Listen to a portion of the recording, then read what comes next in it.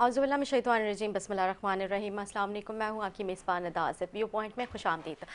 जैसा आपको पता है गुज़िश्ता दिन एक नोटिफिकेशन निकला सिंध हाई कोर्ट की जानिब से, जिसमें जो है वो वाज़ेह तौर पे जो है वो लिखा था कि जितने भी ऐसे शोज़ हैं जो कि undergraduate I mean matric pass है या इंटर पास ऐसे शोज़ जो है सिंध में, उन सबको जो शफल किया जाए या फिर उनकी जो है वो उनको अहदों से हटाया जाए, क्योंकि हमने देखा कि माजी में काफ़ी सारे ऐसे शोज़ की गफलत से, उनकी कम एजुकेशन की वजह से, उनकी कम नॉलेज की वजह से जो है वो केसेस जो है वो बंदे बंदे बिगड़ जाते हैं। क्योंकि ज़ाहिर है जब आपके पास नॉलेज ही नहीं होगी, आपके पास उस तरह की एजुकेशन ही अपनी आप कोर्सेज करके नहीं आए हुए होते, आप डायरेक्ट जो है वो भर्ती एसएचओ हो जाते हैं, तो आवाम की अंडरस्टैंडिंग जो है वो इलाके एसएचओज के साथ जो है वो नहीं हो पाती है, और इसकी वजह से काफ़ी हमने देखा कि फैसले जो है वो गलत हो जाते हैं। तो इस पर सिंध हाई कोर्ट का जो एक नोटिफिकेशन निकला कल जो है मैं जिसकी मैं बात कर रही हूँ, जिस पे जो है फौरी तौर पे एडिशनल आईजी जो है पुलिस चीफ कराची जो है जावेद आलम मोडो साहब, उन्होंने जो है वो इनिशिएटिव लिया, जितने भी ऐसे चोज़ हैं उनको जो है वो फौरी तौर पे जो है वो अहदों से हटा के, और जितने भी ग्रेजुएटेड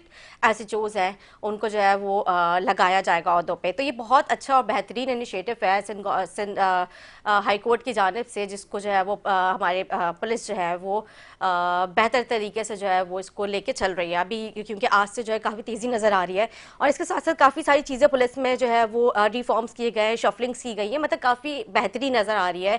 हमने देखा माजी में काफ़ी सारी चीज़ें जो है वो केसेस ख़राब होते हुए आवाम की सुनवाई नहीं होती है, ऐसे चोज़ के अपने इलाके में उस तरह की जो इंटरफेरेंस नहीं हो पाती है। यही जो है सबसे ज़्यादा एक बड़ी वजह नज़र आती है, क्योंकि lake of education, lake of knowledge जो है वो बहुत ज़्यादा हमें नज़र आई है। तो इस हवाले से प्रोग्राम में गुफ्तगू करेंगे साथ साथ, क्योंकि जैसा आपको पता है कि सैलाबी सूरत हाल के बायस जो है वो अशिया खुर्दनोश बहुत ज़्यादा महंगी नज़र आ रही है। हमने देखा कि आटे का जो शदीद बहरान नज़र आ रहा है, क्योंकि अगर हम बात करते हैं जो मिल्स हैं, जो फ्लोर मिल्स ओनर्स जो है, उनका अभी जो है वो नोटिफिकेशन नज़र आया कि अगर इसी तरह की सूरत हाल रही तो आटे की किल्लत हो सकती है। तो हमारी सिंध गवर्नमेंट के पास कितना सरमाया है, उन्होंने क्या प्रिपरेशंस करके रखी हुई, क्योंकि इतनी महंगाई है, उसके साथ साथ जिस तरह की जब कुदरती आफात आ जाती हैं, तो इन सारी चीज़ों से निमटने के लिए जो है हमें डोनेशंस भी दी जाती है, तो उस पर आवाम को रिलीफ देना ज़ाहिर सी बात है गवर्नमेंट का फ़र्ज़ है। लेकिन जो है यहाँ पे हमने देखा कि जो शॉपकीपर्स जो हैं वो बल्कि यहाँ पे और ज़्यादा महंगे दामों में चीज़ें फ़रोख्त कर रहे हैं आवाम को। सूरत हाल जो है वो ज़ाहिर आप लोगों के सामने सैलाब की, इस बारे में भी बात करेंगे। क्या सिंध गवर्नमेंट जो है वो अपनी क्या उन्होंने प्रिपरेशंस की, क्योंकि अगर हम पंजाब की बात करते हैं, पंजाब में तो बेहतरीन तरीके से जो है वो सारी चीज़ों से निपटा जा रहा है, और आवाम को जो है वो काफ़ी चीज़ों में फैसिलिटेट भी किया गया है। वहाँ पे नकल मुकामी का भी सिलसिला चल रहा है, वहाँ पे उनके लिए कैंप्स की भी जो है वो सहूलत की गई है। काफ़ी चीज़ें जो उनकी मवेशी है, उनका माल है, उनको भी जो है बेहतर तरीके से जो है वो रखने का इंतजाम किए गए। प्रोग्राम में इन सारी चीज़ों पर बात करते हैं, हमारे साथ मौजूद है स्टूडियो से, हमारे साथ हैं पीटीआई से सर बुलंद साहब। मैं खुश आमदीद कहूँगी आपके प्रोग्राम में। कैसे आप अभी मैंने इंट्रो में जिक्र किया, सबसे पहले तो हम बात करेंगे, क्योंकि आपने देखा होगा गुज़िश्ता रोज़ नोटिफिकेशन निकला सिंध हाई कोर्ट की जानिब से, आप क्या समझते हैं कि ये अच्छा इकदाम है?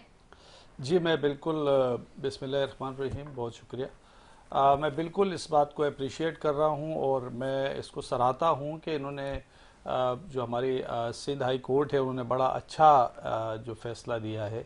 इस तरीके से जो आवाम है वो जब थाने जाती है अपने किसी इश्यूज़ को, अपने मामलात को, तो एक गरीब आदमी और एक आम आदमी जाता है तो वहाँ उसे अनकंफर्टेबल फील होता है और वो बोल नहीं पाता, क्योंकि उससे तू तड़ाक में बात की जाती है। और आपको पता है कि यहाँ हमारे यहाँ रिश्वत सतानी और ये जो सियासी और सिफारसी कल्चर है, जब तक वो ना हो तो एसएचओ साहब तो किसी से मिलते भी नहीं है। तो मैं समझता हूँ कि बहुत अच्छा इनिशिएटिव है, हम इसको सराहते भी हैं और इसकी इम्प्लीमेंटेशन के जायज़ा लेने की ज़रूरत है।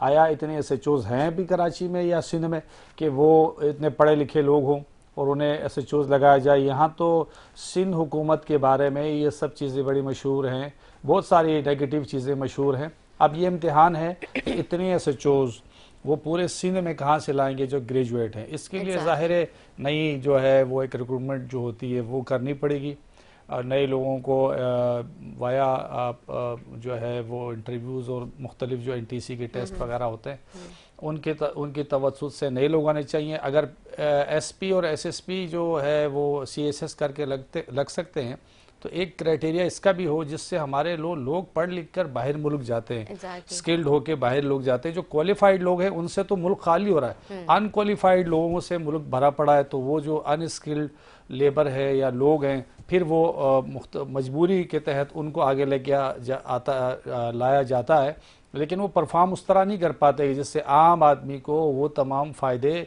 बेनिफिट्स पहुँचे जो रियासत और किसी मुल्क की जिम्मेदारी होती है। आइन और कानून इसलिए बनते हैं कि आम आदमी के लिए आसानी हो, उन्हें पता हो, जिसमें अमीर और गरीब जाए तो उस रूल रेगुलेशन का दोनों पे यकसा इम्प्लीमेंटेशन हो, ना कि गरीब आदमी जाए तो वो गेट के बाहर खड़ा होगा, अमीर आदमी को वीआईपी का प्रोटोकॉल लेके अंदर लेके जाते हैं, चाय बोतल से तवाज़ु की जाती है, बाहर को सी ऑफ किया जाता है, उसके कहने पर गरीबों को बंद किया जाता है, उसके कहने पर गरीबों को छोड़ दिया जाता है। एक हमारे यहाँ थाना जो कल्चर है, जो सियासत हो रही है वो थाने पर हो रही है, ये ख़त्म करने की ज़रूरत है। आज कल रात शायद मैंने एक जगह आर्टिकल पढ़ा था, कोई 1960 में कहीं एक कॉन्फ्रेंस हुई थी जिसमें दुनिया भर के तमाम पुलिस चीफ आए थे।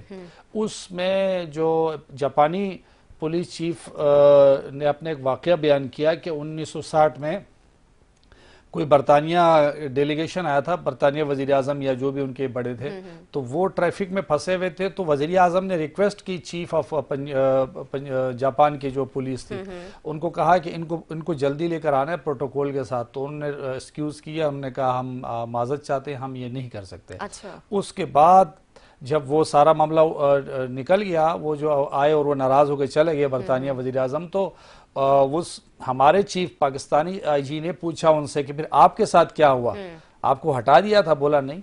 बोला क्यों नहीं? अगर वो मुझे हटाते तो अवाम उसको हटाते। सही बात। अवाम वहाँ कानून की अमलदारी चाहते हैं, वो वीआईपी प्रोटोकॉल की तरवीज और तो उसके लिए वो नहीं है।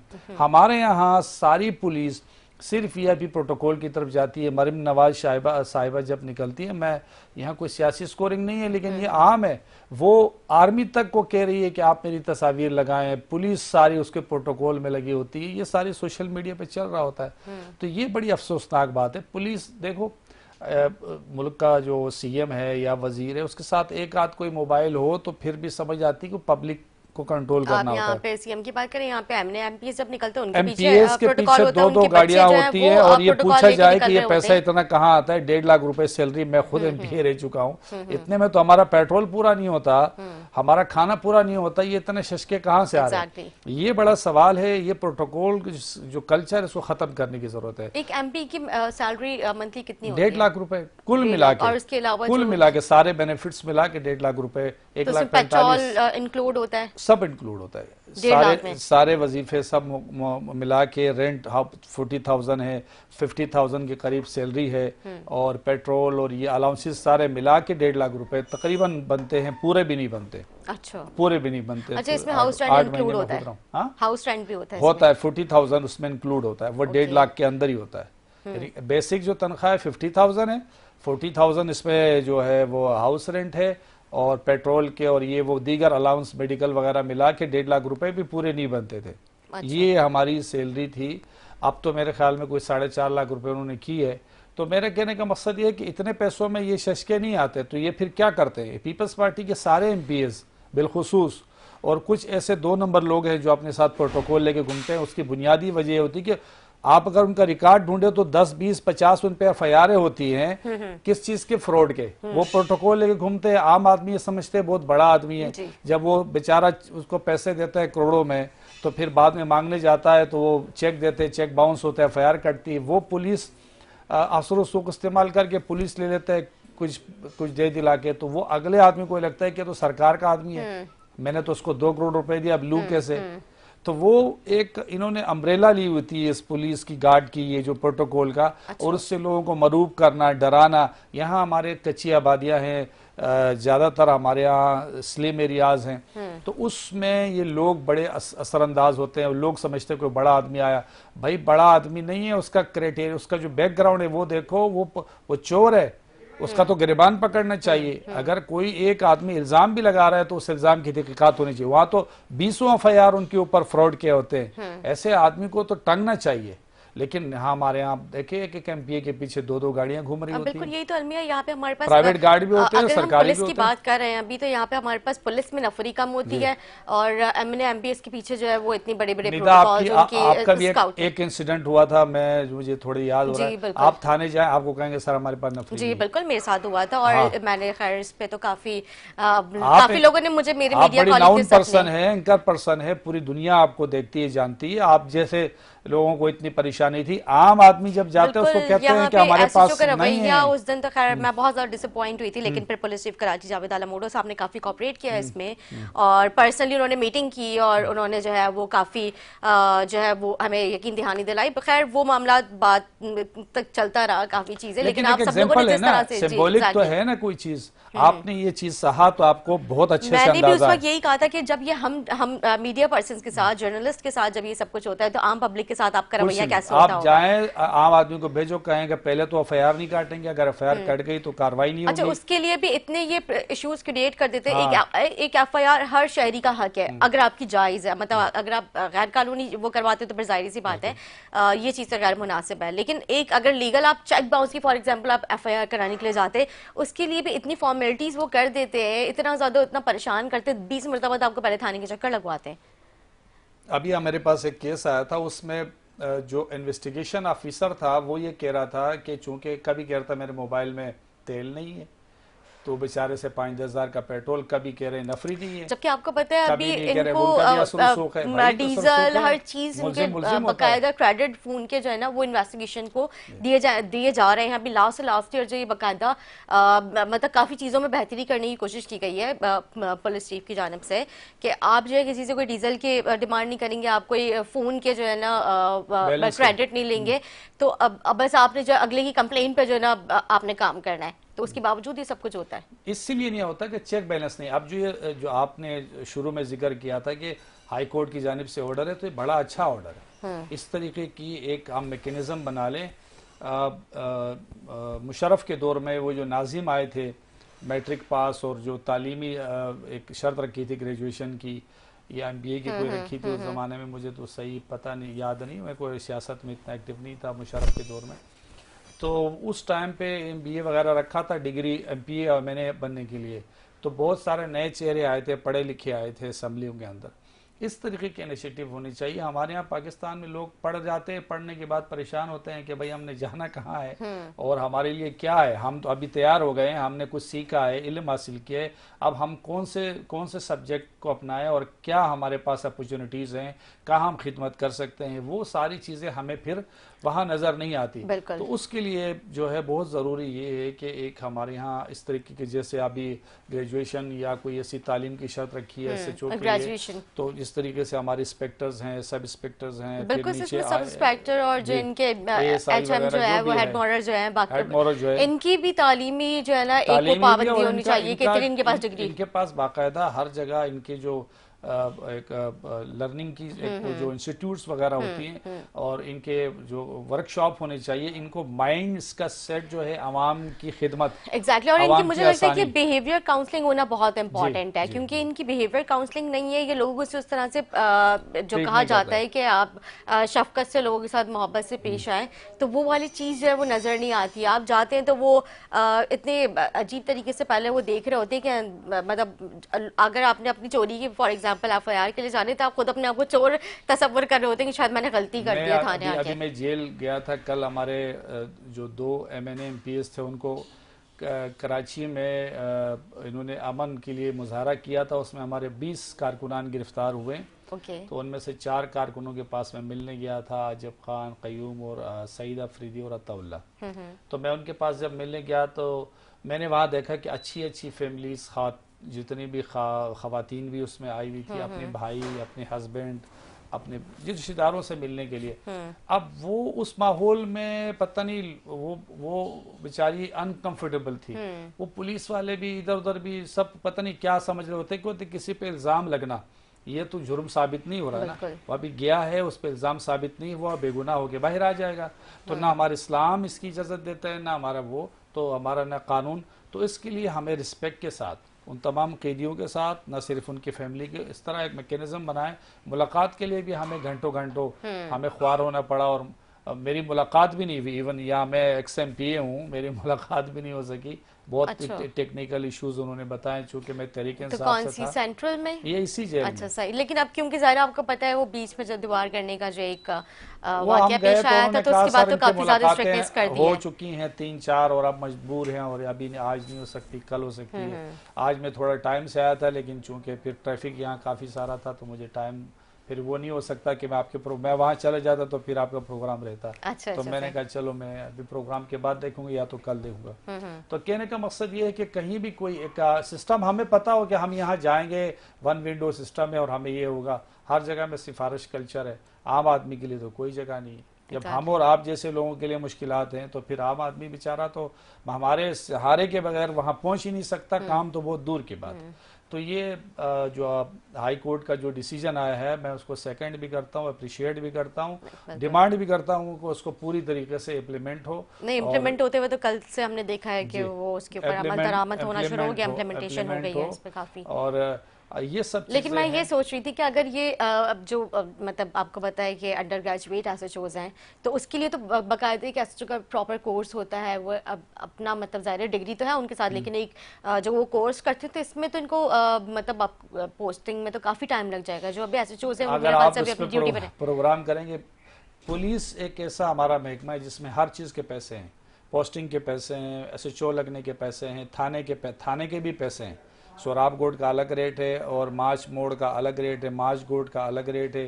अच्छा, ये हर मैंने सुना है, ये जी, क्या मामला है? मतलब हर वहाँ थाने के देखें ना, अलग अलग ये रेट्स होता इन्होंने है ऐसा बनाए है हुए कि बॉर्डर लगता हैं। है थाने तो सारे इक्वल होने इक्वल चाहिए। नहीं है ना। क्यों? वो बॉर्डर लगता है, स्मगलिंग बलूचिस्तान से डीजल, ओके। पेट्रोल, ईरानी अशिया, छालिया, ये बहुत सारी चीज़ें जो मेरा हल्का भी लगता है, ये जो बॉर्डर है माचगोड का, किमाड़ी से आगे। केमाड़ी से आगे जो ओके। हब चौकी का वो लगता है, तो वहाँ से वो स्मगलिंग होके आता है। और वहाँ के SHOs की बड़ी वैल्यू होती है, वो उसमें थाने में पैसा बहुत है। वो अच्छा चौकियाँ क्रॉस होती हैं करोड़ों रुपए, योमिया की बात कर रहा हूँ। अच्छा। वो जब तक पैसा न ले तो वो बॉर्डर क्रॉस नहीं कर सकते, और जब बॉर्डर क्रॉस नहीं कर सकते तो वो फिर तो उसमें एड ऑन इलीगल होता है। सारा सामान आ रहा होता है। देखें ना आप, पेट्रोल ईरान में हम सब सुनते हैं कि 10-15 रुपए लीटर है, 20 है, वो यहाँ पहुँचते पहुँचते 150-200 रुपए पे पहुँचता है। सही। और वो 200-220 या 250 रुपए यहाँ बेचते हैं।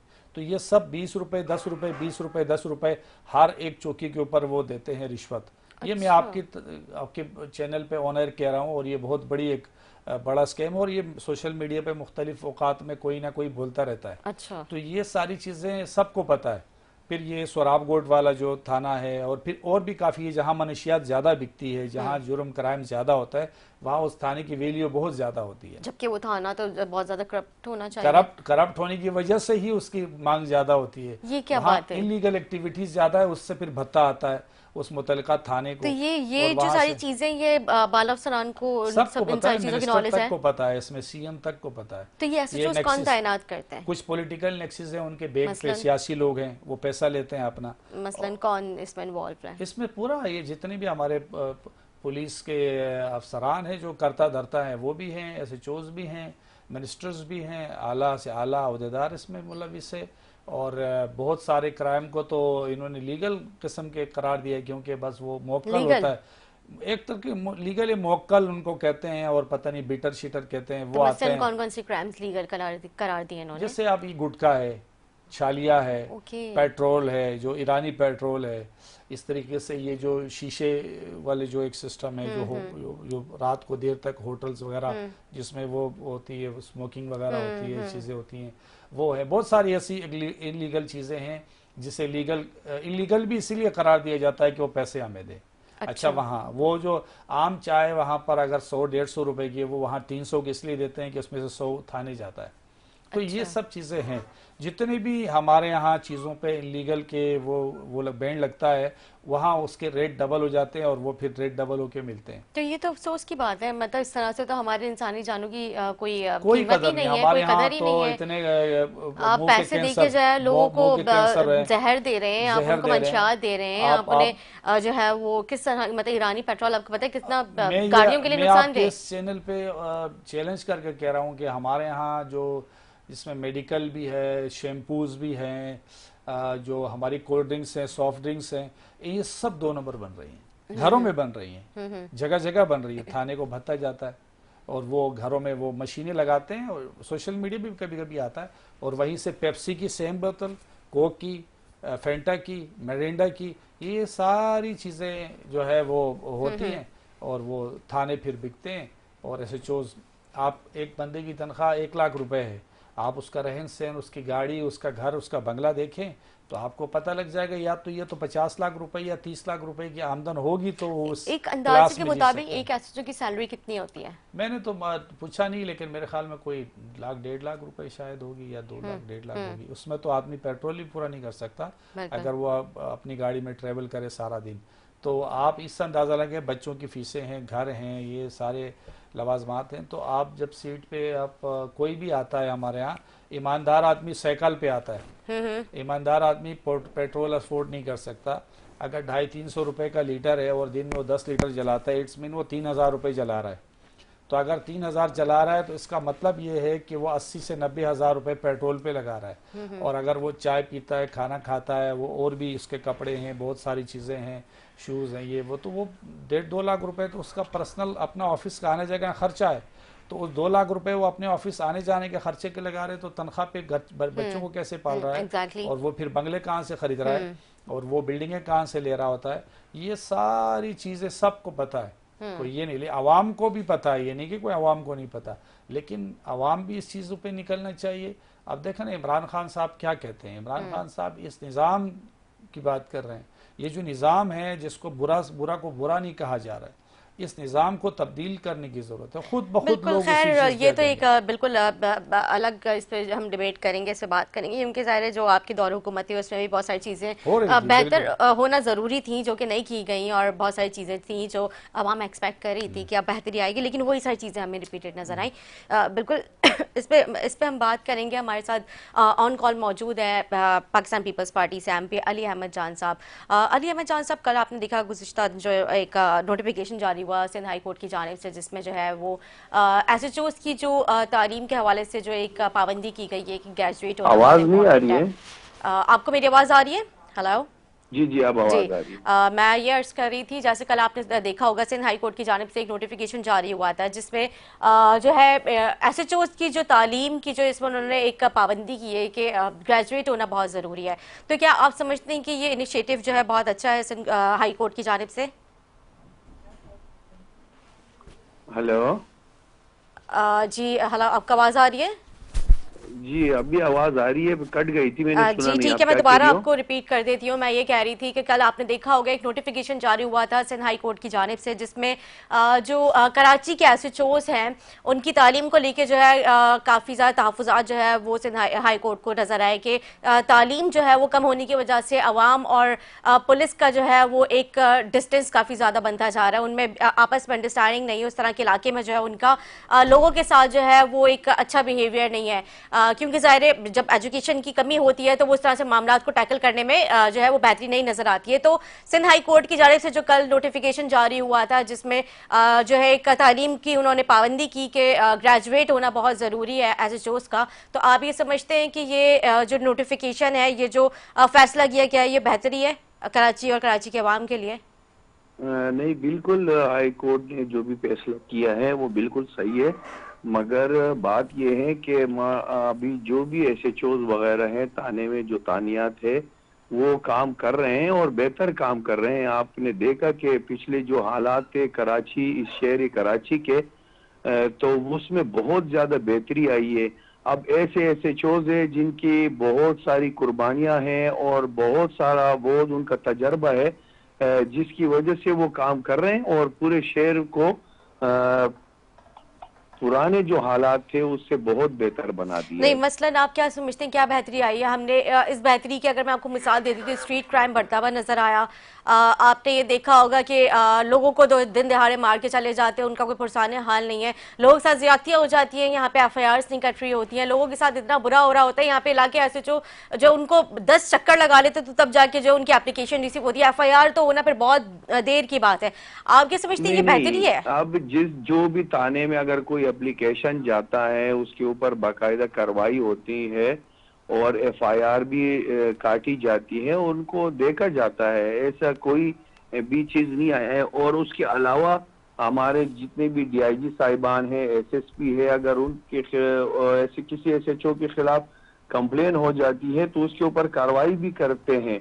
और बिल्कुल तमाम एसएचओ को हिदायत दी गई है, अगर कोई भी कंप्लेनर आता है तो उसको ओब्लाइज करें, उसके जो मसले हैं उसको हल करें, और जो भी कंप्लेन करते हैं उसके ऊपर कार्रवाई होती है। नहीं, अगर हिदायत ना भी अगर होती तब एक भी मैं जगह समझती कहीं हूँ कि नहीं ज़ाहिर है वो होती जिस है, पोस्ट पे अगर बैठे हुए एक वो आवाम की सर्विस के लिए बैठे हुए। तमाम एसएचओ नहीं है ऐसे, अगर एक बंदा ठीक नहीं है तो उसकी वजह से तमाम इदारे के ऊपर इल्जाम लगाना कि पूरी हमारी पुलिस की फोर्स सही नहीं है या वहाँ के लोग सही नहीं है। आपने देखा कि गुज़श्ता अदवार में जितने हमारे पुलिस के जो कांस्टेबल हैं, जो एसएचओ थे या इंस्पेक्टर, जिनकी कुर्बानियों से, या डीएसपी तक, एसएसपी तक शहीद हुए, जिनको मारा गया है, तो इनकी कुर्बानियों से आज अल्हम्दुलिल्लाह इस शहर कराची में अमन आ चुका है। बिल्कुल ऐसा बिल्कुल। टाइम होता था कि रात को 8 बजे के बाद बहुत ऐसे इलाके थे जहाँ पे पुलिस गश्त नहीं कर सकती थी, सही कह रहे हैं। जिनको मार दिया जाता था, रेंजर नहीं जा सकती थी। आज अल्हम्दुलिल्लाह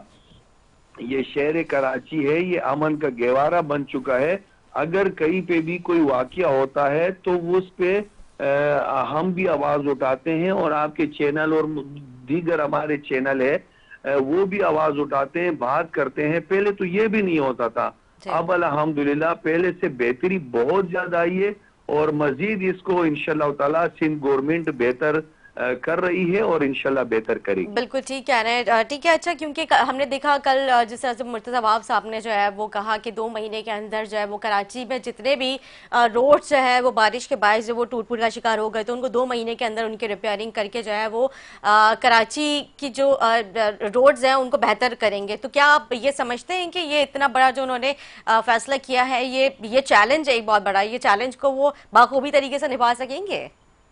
हमेशा पीपल्स पार्टी के जो भी जिम्मेदारान हैं, ओहदेदारान हैं, अगर कोई भी उन्होंने बात की है तो उसको पूरा करने की कोशिश की है। मेरे कराची मुर्तजा वहाब साहब पूरे कराची में काम कर रहे हैं और बहुत बेहतरीन काम कर रहे हैं। और इसके साथ मैं अगर आपको कहूं कि बहुत सारे टाउन चेयरमैन हैं, उनकी भी ये जिम्मेवारी बनती है कि जो उनको फंड मिलते हैं उनके इलाकों में, अब कहीं पे जमात इस्लामी का टाउन चेयरमैन है, कहीं पे पीटीआई के हैं, हम उनको भी चाहिए कि ये ना देखे शहर कराची में जिनको जिसने वोट दिया है, अगर वो किसी पोस्ट पे हैं, किसी सीट पे है, तो उनको चाहिए कि ईमानदारी से काम करें। वो बहुत सारे ऐसे लोग हैं इस बारिशों में, हमारे सारे एमपीएस, चेयरमैन, टाउन चेयरमैन, मेरे कराची, यहाँ तक हमारे वजीर बल्दिया सीएम सिंध साहब जो है रोडों पे थे, और बहुत सारे ऐसे इलाके थे जहाँ सेवरेज की लाइनों से बड़ी बड़ी जो है ना बोरियां मिली, वहां पे जो सेवरेज की लाइनों को बंद किया जाता है। जबकि बहुत सारे ऐसे इलाके हैं कि वो टाउन पीपल्स पार्टी के नहीं भी होते हैं, और वो उन टाउन की जिम्मेवारी होती है कि उनको करना चाहिए, उसके बावजूद भी नहीं करते। लेकिन फिर भी मुर्तजा वहाब ने या पीपल्स पार्टी ने कभी ये नहीं कहा कि हम नहीं करेंगे। हम कर रहे हैं काम, और शहर कराची को बेहतर से बेहतर बनाएंगे, और इसको इंशाल्लाह दोबारा से रोशनियों का शहर बन चुका है, और मजीद इसको बेहतर से बेहतर बनाएंगे। ठीक है। अली अहमद जान साहब कॉल पे रुकिएगा। मैं जो है सरबलन साहब आपसे जानना चाहूँगी, क्योंकि आपने देखा कि मुर्तज़ा वाब साहब उन्होंने मतलब ये एक तरह से चैलेंज बहुत बड़ा, 2 महीने में पूरे कराची के जो रोड टूट फूट का शिकार हो गए थे, आपने देखा था कि जगह जगह से जो रोड उखड़ना शुरू हो गए थे, उसमें कई इस तरह के अंडर बाईपासेस हैं जो वो भी उनको बनना बहुत ज़रूरत है, ओवरहेड ब्रिजेस जो है वो भी जगह जगह से जो है वो टूट फूट रहे थे। तो आपको लगता है कि 2 महीने में ये टास्क जो है मुर्तज़ा वाब साहब कंप्लीट कर लेंगे? मुझे तो बिल्कुल नहीं लगता। अभी मैं आपके पास आ रहा था स्टूडियो, तो रास्ते में सिर्फ पानी की वजह से, ये मेन सिटी है, ये मेन सिटी है, कराची का दिल है ये एरिया, इसमें भी जगह जगह पानी खड़ा था इस सिटी एरिया के अंदर। तो आप अगर मुज़ाफ़ाती इलाकों में जाएंगे, अली अहमद जान जहाँ जिस हल्के से मुंतखब हुए हैं, अगर वो सुन रहे हैं तो वो, और उसके साथ बल्दिया टाउन है जो हमारा हल्का है, फिर आप वरंगी चले जाएँ, आप मलिक चले जाएँ, आप जितने मुज़ाफ़ाती इलाके कराची के हैं वहाँ आप जाएंगे तो आपको खंडरात नज़र आएंगे। चूँकि बड़ी माजत के साथ इनके सारे एमपीएस खुद जाली हैं, बशमूल इनके भी। अच्छा, तो ये वो कैसे? क्योंकि इन्होंने वोट नहीं लेकर आए ना, वोट जीते तो हमारे एमपीएस है वहाँ से, इन सब जगहों तो फिर ये से। कैसे आ गए? तो ये फॉर्म 47 से आए हैं ना। मतलब आपके कहने का मकसद इनको अवाम ने मुंतखब नहीं किया? नहीं, अवाम ने मुंतखब नहीं किया, अवाम ने तो हमें वोट दिया। तो ये इस तरीके से जो अवाम की नुमाइंदगी है उससे महरूम रखा है। अब मुर्तज़ा वहाब साहब जो हैं वो ये लिप सर्विस करते हैं, फोटो सेशन करते हैं, ये तो मरीम नवाज के मुकाबले का अदाकार है। तो मैं नहीं समझता कि ये कहीं किसी भी एरिया में कोई काम कर सके। बिल्कुल आज अरबों रुपए इनके पास महाना आते हैं। अच्छा, इन अरबों रुपए पे भी हम बात करेंगे। 15 करोड़ रुपए फी टाउन आ रहा है। ठीक है, मैं आपसे इस पे बात करूंगी क्योंकि आपने बहुत इंपॉर्टेंट इशू यहाँ पे रेज किया है। मैं इस पे बात करती हूँ क्योंकि ये बात की जा रही थी कि जो इनके पास फंड्स आ रहा है, अरबों रुपए के फंड्स आ रहे हैं और वो कहाँ यूटिलाइज हो रहा है, इस वाले से बात करेंगे। एक शॉर्ट ब्रेक लेंगे, ब्रेक के बाद हाजिर होंगे। Stay with us.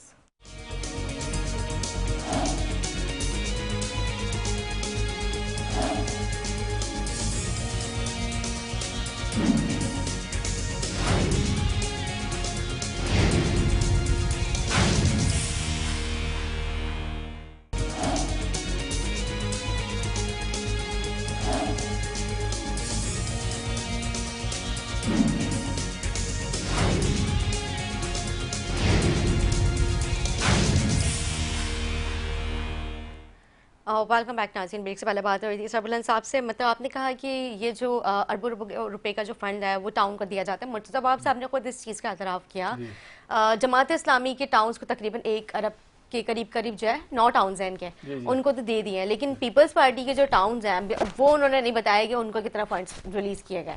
उनको अरबों रुपए दिए। देखे ना, जो सालाना मेंटेनेंस के नाम पे 12 से 15 करोड़ रुपए तक की हमने जो सुना है, इन्हीं के मुंह से सुना है।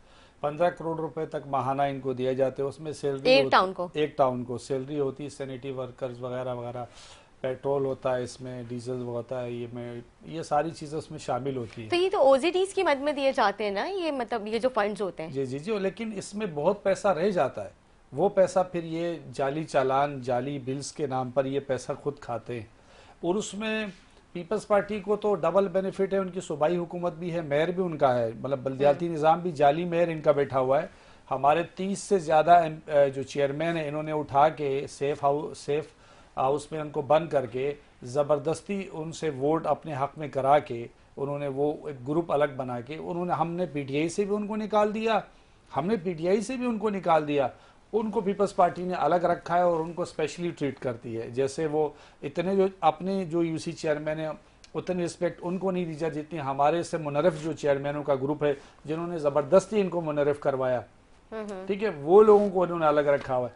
अब जो जमात इस्लामी है वो मुनाफकत इसलिए कर रही है, मैं मुनाफकत का वर्ड इस्तेमाल कर रहा हूँ, और अगर किसी को बुरा लगता है तो मैं चैलेंज भी कर रहा हूँ उसमें कि ये मुनाफकत इसलिए है कि जमात इस्लामी को पता है कि इनको हमने पार्टी से निकाला है और ये हमारे से पार्टी के लोग अभी नहीं है, और उन्हें पार्टी की जो पॉलिसी उसकी वायलेशन की है। उसने मेयर कराची हाफिज नईमुर रहमान को वोट नहीं दिया, अब वो हमारे मुजरिम है, उसके बावजूद वो कहते हैं कि पीटीआई के लोगों ने पीपल को सपोर्ट किया। अभी शर्म आनी चाहिए, आप नाम इतना बड़ा इस्तेमाल कर रहे हैं जमात इस्लामी और आलमगीर के पीछे पड़े हुए हैं। भाई यार निकलो, आप ये साइको, आप लोग बिल्कुल नफ्सियाती बन गए। आप ये जो मामला थे इनसे आप निकले और निकल के आप रियलिटी बताएं। हमने इनको पार्टी से निकाला है, अब वो किसी की भी जमात में चले जाएं, किसी को भी सपोर्ट करें, पीटीआई का उनसे कोई ताल्लुक नहीं, ना उनका ताल्लुक पीटीआई से। उससे कहीं ये जमात इस्लामी जोड़ने की कोशिश करे, मैं ऑन एयर कह रहा हूँ कि हमसे इनका कोई ताल्लुक नहीं, हमने निकाल दिया पार्टी से।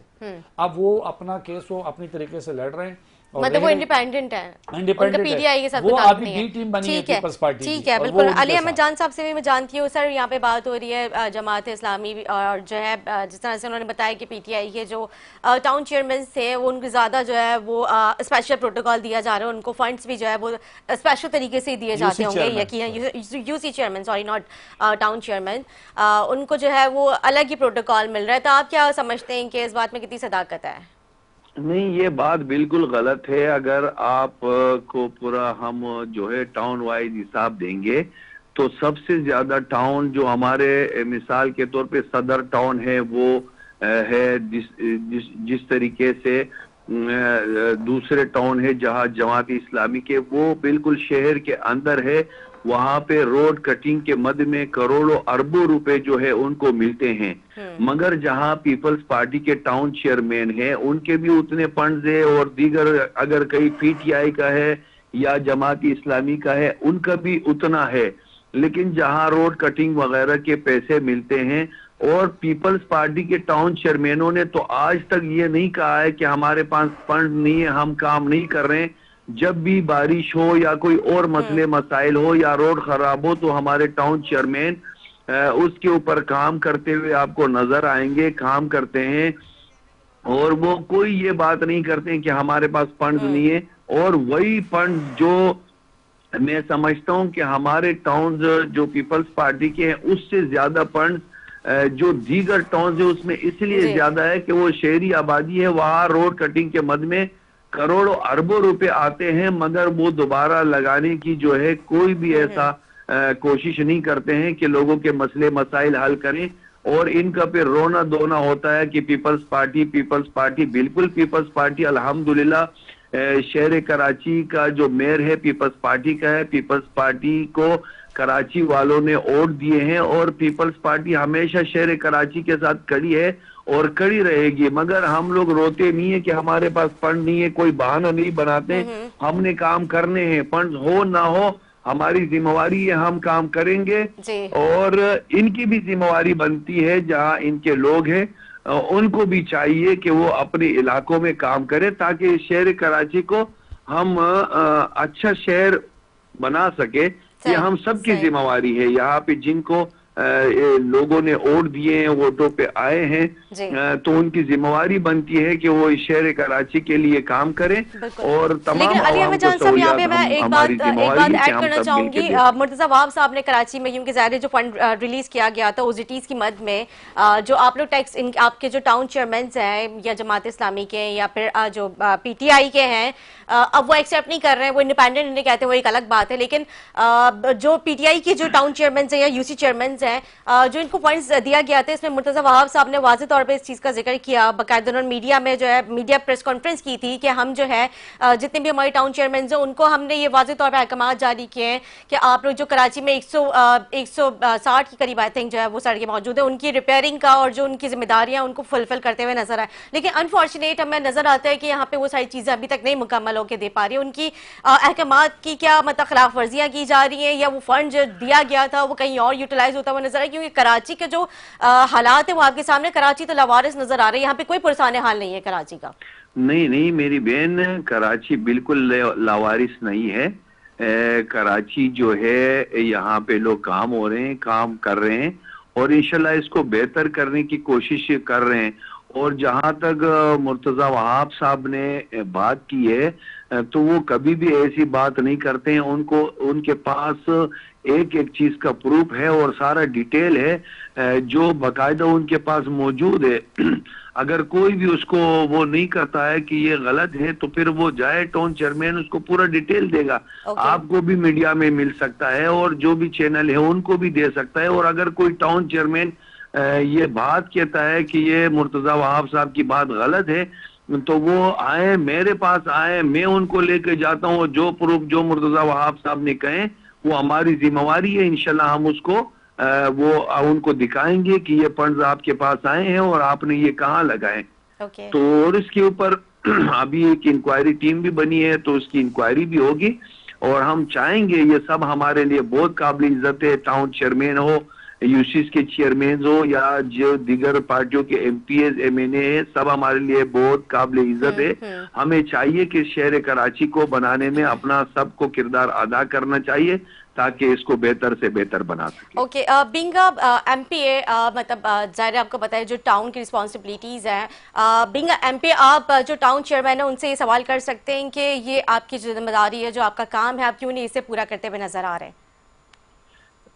नहीं, बिल्कुल टाउन चेयरमैन की जो जिम्मेवारी है उनको करना चाहिए, ये उनकी जिम्मेवारी है, उनको करना चाहिए और इंशाल्लाह हम उनसे करवाएंगे। मेरा सवाल ये है कि एज MPA आप जो है अपने टाउन चेयरमैन से, पीपल्स पार्टी की टाउन चेयरमैन से या किसी भी जमात का टाउन चेयरमैन है यहाँ पे, आप उससे आपके हलके में जो टाउन चेयरमैन है आप उनसे सवाल करते हुए जो है आप ये सवाल कर सकते हैं उनसे कि आपकी जो जिम्मेदारी आप उसे क्यों नहीं फुलफिल करते हुए नजर आ रहे हैं? मैं आपको एक बात बताऊं, मेरा जो हलका है वो डिस्ट्रिक्ट वेस्ट का है, PS 116, और हमारा टाउन चेयरमैन है नवाज बुरुई साहब है, मंगापिर टाउन की चेयरमैन है। वो इतने एक्टिव है कि वो रात को 12, 1, 2 बजे तक जब बारिशें थी तो पूरे पूरे रात जागते थे और हम जहां उनको फोन करते थे वो फोन बिल्कुल जाते थे। आपकी बात ठीक है नवाज बरोई साहब ने ऑन एयर मेरी स्क्रीन पे हमारी K21 की स्क्रीन पे हमारे व्यू पॉइंट के प्रोग्राम में इन्होंने वादा किया था कि वो वहाँ की जो उनके जो टाउन है उसकी जो अवाम है मंगूपीर टाउन जो है वहाँ पे पानी का बहुत ज्यादा जो है वो शॉर्टेज हुई भी थी, जिसकी वजह से अवाम ने काफी प्रोटेस्ट किया। लेकिन वहाँ के जो टाउन चेयरमैन है उन्होंने मेरे प्रोग्राम में वादा किया और उसके बाद जो है वो ये कहते हैं कि हम इसको पूरा करते हुए नजर आएंगे। लेकिन मैंने उनको 2 हफ्ते बाद उनको दोबारा से लाइन पे लिया, वो मसला वहीं का वहीं था और वो काम जो है उन्होंने जो है मतलब उस तरह से नहीं पूरा किया जिस तरह से मैं एक्सपेक्ट कर रही थी। क्योंकि हमारे प्रोग्राम में वहीं के जो है MP आए थे, नसीरुद्दीन MKM से उनका ताल्लुक है, तो उन्होंने जो हमें काफी सारे जो है सवालात यहाँ पे रखे थे कि ये सवाल मैं तो नहीं कर सकता बींगा MP है, लेकिन हम इसके ऊपर आवाज जरूर उठा सकते हैं आपके प्लेटफॉर्म के जरिए कि हो सकता है हमारी कहीं सुनवाई हो जाए। जब हमने इस पे आवाज उठाई और हमने इस पे उनको जब लाइन पे लिया तो उन्होंने जो है वो इस चीज का वादा किया था, लेकिन वो चीज वो पूरा करते हुए नहीं नजर आए। इसीलिए फिर मैंने आपसे इसलिए ये सवाल मैंने आपसे किया क्योंकि ज़ाहिर एक MP है जो है एक असेंबली में अपने हल्के की आवाम के लिए आवाज उठा रहा होता है, आप नुमाइंदगी कर रहे होते हैं अपने हल्के की, तो टाउन के जो चेयरमैन हैं आप उनसे सवाल कर सकते हैं कि ये मसला क्यों नहीं हल हुआ अभी तक, जो आपने कहा था कि इस टाइम ड्यूरेशन तक ये कंप्लीट हो जाएगा। मेरी बहन, अगर कोई भी टाउन चेयरमैन कहीं पे अगर कहीं कोताही हुई है तो उनको नहीं करनी चाहिए, लेकिन मैं खुद भी तकरीबन टाउन चेयरमैन के साथ मौजूद था। ऐसा नहीं कि सिर्फ अपने हलके में, मंगापिर के जो इलाके थे, सरजानी का जो इलाका था, कस्बा कॉलोनी, हम सब तकरीबन साथ थे और हर जगह पे हम पहुंच रहे थे। वहां पे हम अपने जो लोग हैं, इंतजामिया है, वहां लगा के एक एक इलाके का जो पानी का जो सीवरेज का मसला था उसको हल करवाया, कोशिश की। और हो सकता है अगर कहीं पे हमारे किसी MP साहब को शिकायत है तो इंशाल्लाह हम अपने टाउन चेयरमैन को भी कहेंगे कि आइंदा उसको शिकायत ना हो और वो मसला जल्द से असल जल्द में हल मुझे कर सके। शिकायत नहीं है यहाँ पे क्योंकि मेरे प्रोग्राम में जब MPs आते हैं मैं उनसे पूछती हूँ कि आपकी टाउन की क्या सूरत हाल है और आप जो है वो मतलब अपने टाउन के साथ आपकी कोऑर्डिनेशन कैसी है, तो वो ये कहते हैं कि हम आवाज़ उठाते हैं लेकिन हमारी उस तरह का उनके साथ जो इंटरेक्शन नहीं है जिस तरह से जो है होना चाहिए। मैं जो है सरबुलंद साहब से भी जानूं क्योंकि ज़ाहिर ये भी MP रह चुके हैं इनके, और ज़ाहिर वैसे ही शायद आपका केमाड़ी से तो आपका जो टाउन चेयरमैन है उनके साथ किस तरह के आपके हमारे टाउन चेयरमैन ने, अली भाई सुन रहे हैं, हमारे टाउन चेयरमैन ने 70-80 करोड़ रुपए से जायद लिए हैं स्विस सदर्न गैस कंपनी से। और ये बल्दिया, नाम क्या उनका? करीम अस्कानी, लियाकत अस्कानी साहब के भाई हैं और वो ये आए, उनके भाई भी MP हैं। जी भाई MP है लियाकत अस्कानी। ये मैं इनको दावत देता हूँ, ये आए और उनको साथ लेकर आए और मेरे हल्के में आ जाए, मेरी इश्यूज में आ जाए। मैं इनको खंडरात दिखाता हूँ, मैं जो दाड़ू आप ये भूल जाएंगे। तो खुदारा पीपल्स पार्टी की गवर्नमेंट है, 18 साल से है। केमाड़ी के MP आई थिंक लियाकत अस्कानी जी जी जी जी, उनके भाई खुद भी टाउन चेयरमैन है। वही साथ मेरे PS 111 वो और 12 में मैं था। तब भी वहाँ पे काम नहीं हो रहा? नहीं कोई नहीं हो रहा ना, आप आए ना तो सही ना। वो उन्होंने वो हाईवे पे जो हब रिवर रोड है उस पे वेलकम बल्दिया का बोर्ड लगा दिया ताकि वो सड़क से गुजरते हुए जरा अच्छा इंप्रेशन जाए। अच्छा। जैसे ही आप टर्न करेंगे ना बल्दिया के अंदर तो आपको खंडरात नजर आएंगे। मैंने देखा ये अक्सर जो टाउन्स है ना उनके बाहर बड़ी खूबसूरती से जो ना उन्होंने डेकोरेट किया हुआ होता है कि जैसे पूरा टाउन क्लिफ्टन टाउन, सबज़बाग, मतलब अगर हम बात करते हैं नॉर्थ कराची टाउन, जिना टाउन की, तो यहाँ पे बड़ी खूबसूरती से लिखा होता है, लेकिन बाकी जब आप अंदर जाते हैं वो एंट्रेंस बड़ी अट्रैक्टिव लग रही होती है, अंदर जाते हो तो बहुत नक्शे बिल्कुल बदला हुआ होता है। आप मंजदाड़ो भूल जाएंगे, आप कहेंगे कि यहाँ भी कोई लोग रहते। तो खुदारा में आपकी तवज्जुह से कह रहा हूँ, पीपल्स पार्टी यहाँ 18-20 साल से तो मुसलसल कर रही है ना। वैसे तो अच्छा, ये आपने रहे जब विजिट किया तो आपने किस तरह का मंजर पाया वहाँ पे? वहाँ तो सारे खंडरात हैं मेरे, मतलब खड़े हैं। मंगोपीर का? हाँ, मंगोपीर भी ऐसा ही है। मंगोपीर भी ऐसा है। केमाड़ी का जो शहरी इलाका है थोड़ा सा इधर बेहतर है। बल्दिया आप जाएंगे तो बल्दिया बिल्कुल जो है वो, और आप केमाड़ी के अंदर इलाकों में जाएंगे तो वहाँ भी सारे खंडरात हैं।